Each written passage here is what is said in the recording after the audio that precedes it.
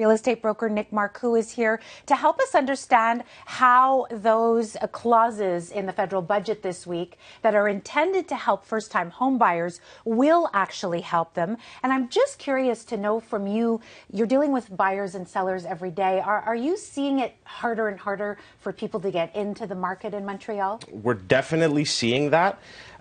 Prices have gone up a lot in the last 2 or 3 years, and especially with all the changes in the mortgage rules, we're definitely seeing a lot of people who thought they can buy who can no longer enter the market, or for a lesser amount than they thought.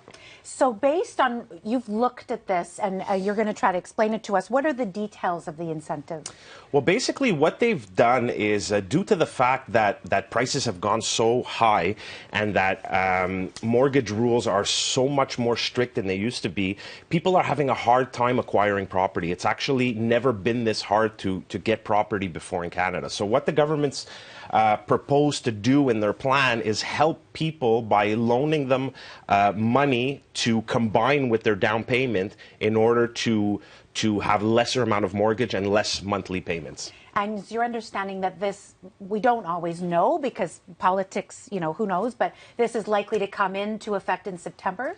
They're talking about putting it in force in September. Now, basically what it's going to do is it's going to help first-time home buyers who have a combined income of $120,000 for the household.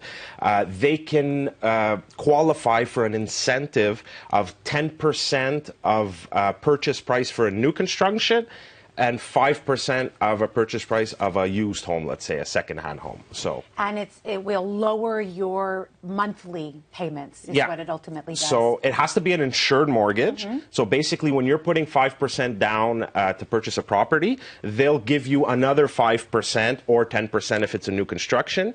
And this way, it'll just lower your mortgage amount and you'll have less monthly payments. And they're saying something like you'll have to pay this back at the sale of the house, or they're not too clear about it yet. But. Okay. Now, with regards to the RRSP, because this has been around, that you've been able to take money out of your RRSP without a penalty to put it towards your down payment of your first home? Yeah. This is something they're also changing. So we all know that they have this RAP so-called thing where you're allowed to withdraw tax-free from your RRSP up to $25,000 per person. Now they're talking about boosting it to $35,000 per person. But be careful with that because we'll still have the same amount of time that we have to repay it, and a lot of the details are still the same as they used to be. So again, we're watching out to see what's going to happen. What do you think this means for the market, specifically for Montreal? Specifically for Montreal, I think markets like Toronto and Vancouver won't be that affected by something like this just because the prices are so expensive there. And this caps out at about $480,000.